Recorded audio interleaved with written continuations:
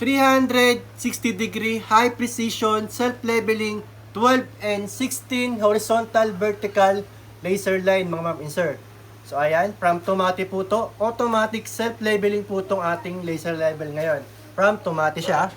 So meron tayo ditong 12 lines vertical at horizontal line mga ma'am and sir. Kita nyo po. So meron po siyang sensor dito. Nakita nyo po ba yan? Ayan po yung sensor niya. Pwede nyo po dito pindutin yung ating horizontal. Yan. So, kita nyo naman yung ating horizontal. At yung ating vertical, papakita ko rin sa inyo. Pinutin nyo lang po dito yung vertical. Yan. So, dadagdagan po natin ng ating linya. Yan po siya.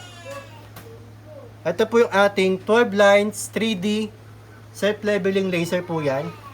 So, ang kagandahan po dito, automatic na siya nagle-level sa ating lugar na sinusukatan natin. At pagka hindi po level yung at kung hindi po level yung lalapagan niya ay tutulog po siya. Ayan o.